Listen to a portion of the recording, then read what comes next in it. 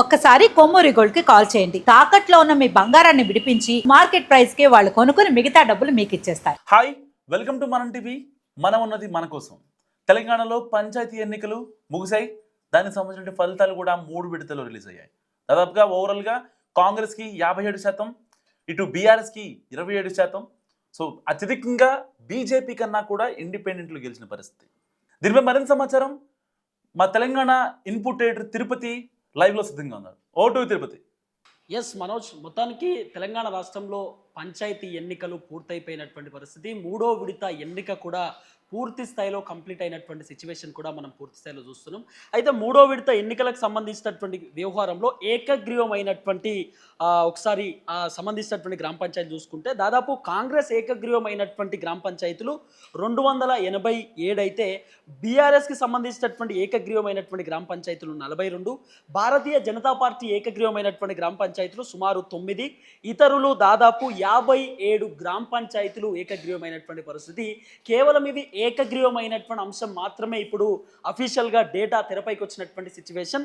5-5:30 ప్రాంతంలో అంటే సాయంత్రానికి కొంత పూర్తి స్థాయిలో డేటా తెరపైకి వచ్చేటటువంటి అవకాశం కనబడతా ఉన్నది. అయితే ఇప్పటి వరకు అంటే దాదాపు కొన్ని ఏదైతే గ్రామ పంచాయతీలు ఉంటాయో అక్కడ 2 గంటలకు 1ంటికే మొత్తం పూర్తి స్థాయిలో పోలింగ్ అయిపోతుంది. పోలింగ్ అయిపోయిన తర్వాత 1-2 గంటలలోనే వార్డ్ మెంబర్లకు సంబంధించినటువంటి డేటా, తర్వాత సర్పంచ్లకు సంబంధించినటువంటి రిజల్ట్స్ కూడా కొన్ని గ్రామ పంచాయతీలో టక్కుని ఇస్తారు. అంటే కొన్ని గ్రామ పంచాయతీలలో 500 మంది ఓటర్లు, తర్వాత 600 మంది ఓటర్లు, 700 మంది ఓటర్లు మాత్రమే కొన్ని చిన్న గ్రామ పంచాయతీలు, ఆమ్లెట్ గ్రామ పంచాయతీలు ఉంటాయి.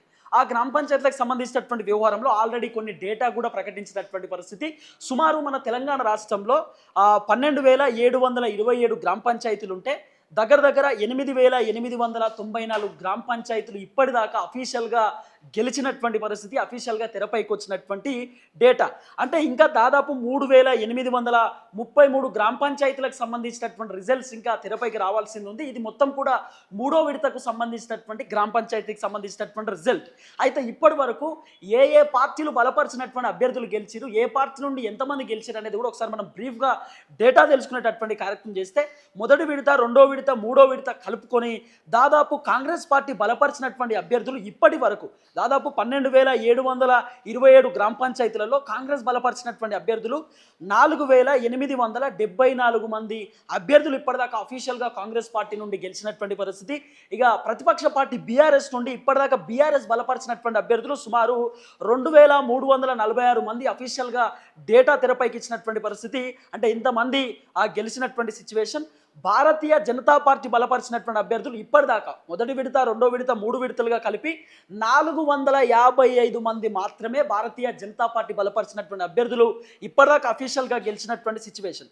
ఇక ఇతరులు అంటే పార్టీలతో సంబంధం లేనటువంటి వాళ్ళు, ఏ పార్టీకి అవసరం లేనటువంటి వాళ్ళు, ఇండిపెండెంట్గా గెలిచినటువంటి అభ్యర్థులు దాదాపు 1,219 మంది అభ్యర్థులు ఇప్పటిదాకా గెలిచినటువంటి పరిస్థితి. అంటే దాదాపు భారతీయ జనతా పార్టీ కంటే ఎక్కువ శాతమే ఇతరులు గెలిచేటటువంటి కార్యక్రమం జరిగింది. అయితే ఎవరైతే ఇతరులు 1,219 మంది గెలిచిరో దీంట్లో నుండి సుమారు ఒక 50-60% సర్పంచ్లు కాంగ్రెస్ పార్టీలో జాయిన్ అయినటువంటి పరిస్థితి. సో కాంగ్రెస్ పార్టీ కండువా కప్పుకున్నటువంటి సిచ్యువేషన్ కూడా ఇప్పటిదాకా మనం పూర్తి స్థాయిలో చూస్తున్నటువంటి పరిస్థితి. అయితే ఇంకో అంశం ఏంటంటే మనోజ్, ఇక్కడ ఒక గమ్మతి విషయం.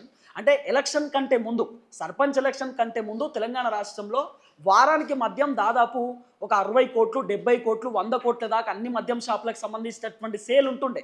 కానీ ఎప్పుడైతే గ్రామ పంచాయతీ ఎలక్షన్స్ వచ్చినాయో, మొదటి విడత కానివ్వండి, 2వ విడత కానివ్వండి, 3వ విడత కానివ్వండి, ఈ విడతలన్నీ కలిపి అంటే మద్యం దాదాపు వారానికి 200 కోట్ల రూపాయలకు సంబంధించినటువంటి సేల్ జరిగింది తెలంగాణ రాష్ట్రంలో.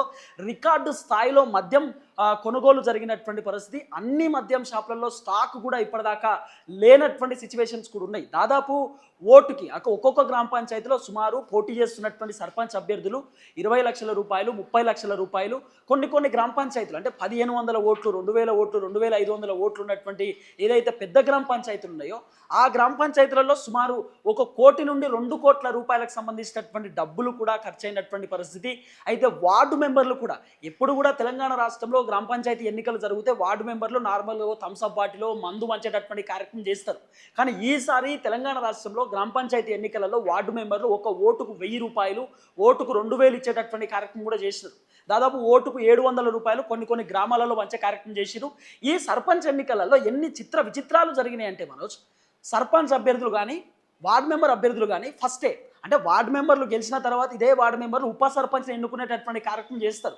కానీ ఉప సర్పంచ్ నేనే ఖచ్చితంగా ఉప సర్పంచ్ అవుతా అనేటటువంటి కాన్ఫిడెన్స్ తోటి కొంతమంది వార్డు మెంబర్లు అరకిల చికెను ఇంటింటికి చికెన్లు పంచేటటువంటి కార్యక్రమం కూడా చేసినారు. ఊళ్ళే ప్రస్తుతం నడిచినటువంటి వ్యవహారం ఇదంతా.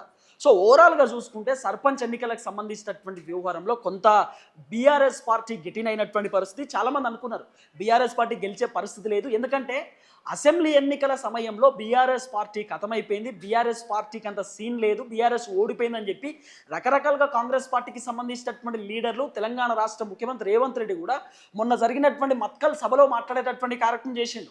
కేసీఆర్ పని అయిపోయింది, కేసీఆర్ ఇక దేవుడే ఆయనకు శిక్షించాలి, జనాలు శిక్షించిర్రు, సో ఇక కేసీఆర్ బయటకు వచ్చే పరిస్థితి లేదు, 2-3 సర్పంచ్లను ఏకగ్రీవమైనటువంటి వాళ్ళని పక్కన కూర్చోబెట్టుకొని మాట్లాడుతూ ఉన్నాడు, బీఆర్ఎస్ ఖతమైపోయింది అనేటటువంటి మూమెంట్లో ఒకేసారి బీఆర్ఎస్ పార్టీ అదే గ్రామ పంచాయతీ ఎన్నికలలో బౌన్స్ బ్యాక్ ఇచ్చేసరికి కాంగ్రెస్ పార్టీ లీడర్లు కూడా కొంత ఇబ్బందికరంగా చూస్తున్నటువంటి పరిస్థితి, కొంత షాక్కు గురైనటువంటి సిచ్యువేషన్. ఎందుకంటే దాదాపు 4874 మంది కాంగ్రెస్ పార్టీ బలపరిచినటువంటి అభ్యర్థులు గెలుస్తే అది కూడా ఏకగ్రీవమైనటువంటి అభ్యర్థులు పూర్తి తిరుపతి ఇక్కడ ఒక రకంగా ఏ ఫ్యాక్టర్ ప్రభావితం చేస్తుంది అనుకోవచ్చు అంటే ఓటర్ల మీద?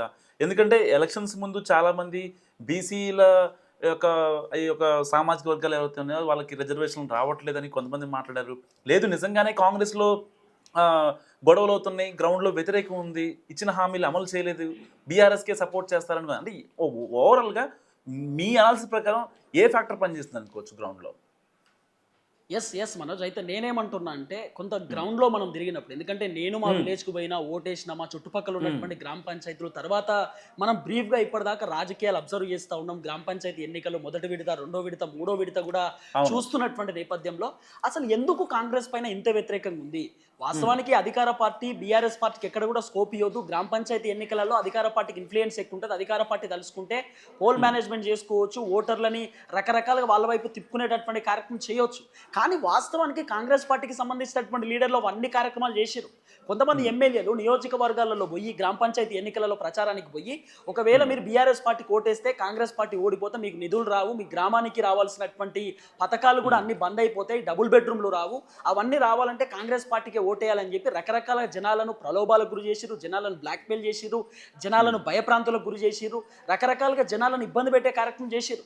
ఏ ఎమ్మెల్యేలు అయితే జనాలను ఇబ్బంది పెట్టిరో అదే ఎమ్మెల్యేల సొంత ఊరిలో కాంగ్రెస్ పార్టీ ఓడిపోయినటువంటి పరిస్థితి. కారణం ఏంటంటే ఎమ్మెల్యేలకు ఓవర్ యాక్షన్ అయిపోయింది, ఓవర్ పర్ఫార్మెన్స్ అయిపోయింది, అత్యుత్సాహం చూపిస్తూ ఉన్నారు, లేకపోతే ఇష్టానుసారంగా వ్యవహరిస్తూ ఉన్నారు, జనాలను బెదిరిస్తున్నారు, బెదిరింపులతోటి గెలుద్దామని చూస్తూ ఉన్నారు అనేటటువంటి ఆలోచనతోటి జనాలు కూడా కొంత ఒద్దిగా కాంగ్రెస్ మాకు రావాల్సినటువంటి రైతు బంధు కూడా ఇప్పటిదాకా సక్కా రాలేదు, రుణమాఫీ సక్కా రాలేదు, పెన్షన్లు ఇవ్వలేదు, మహిళలకు 2500 రూపాయలు ఇవ్వలేదు, 6 గ్యారెంటీలు సక్కగా ఇవ్వలేదు, 420 హామీలు కూడా అటే ఉన్నాయి, ఇంకా మాకు రావాల్సినటువంటి బెనిఫిట్స్ ఏం రాలేదు, కేవలం ఉచిత ప్రయాణం మినహాయిస్తే మిగతా అన్ని కూడా కొంత ఫెయిల్యూర్ ఉన్నటువంటి నేపథ్యంలో జనాలు కూడా కొంత ఆలోచన చేసేటటువంటి కార్యక్రమం చేశారు.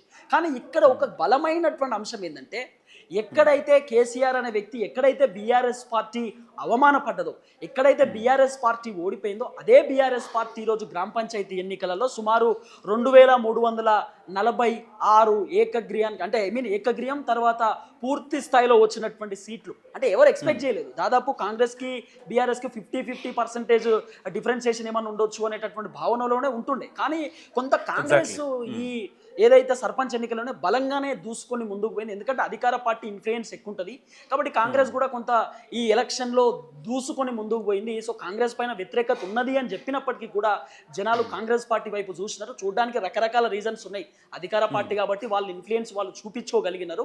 సో మొత్తానికి ప్రతిపక్ష పార్టీ ఇటు బీఆర్ఎస్ మాత్రం సుమారు 2346 ఓట్లకు సీట్లకు సంబంధించినటువంటి వ్యవహారంలో ముందుకొచ్చినటువంటి పరిస్థితి. దీంట్లో మనం బీజేపీ బలంగా మాట్లాడుకోవాలి మనం, ఎందుకంటే భారతీయ జనతా పార్టీ ఎప్పుడు కూడా అసెంబ్లీ ఎన్నికలపైన ప్రధానంగా ఫోకస్ పెట్టలేదు, వాళ్ళు ఫోకస్ పెట్టింది కేవలం పార్లమెంట్ ఎన్నికలపైన ఫోకస్ పెడతా ఉంటారు. ఎందుకంటే భారతీయ జనతా పార్టీ కేంద్రంలో అధికారంలో ఉండాలనేటటువంటి ఆలోచనతో ఉంటుంది కాబట్టి.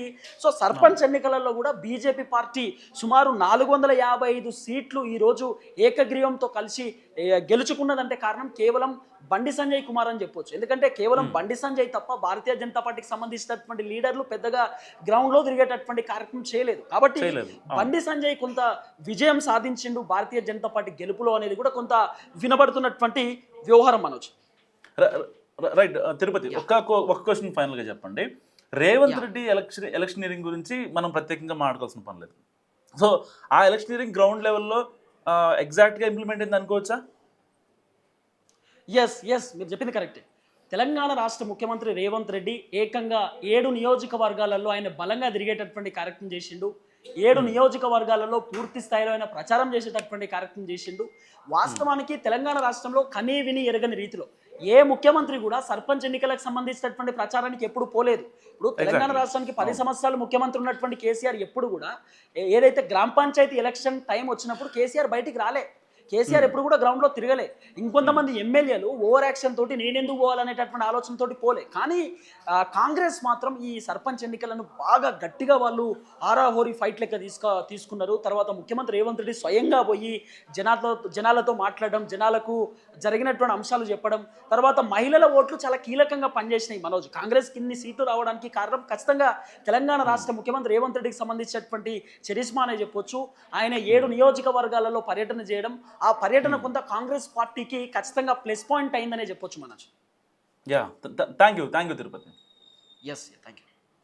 సో ఇది విన్నారు కదా తిరుపతి అనాలిసిస్. చూస్తూనే ఉండండి మనం టీవీ.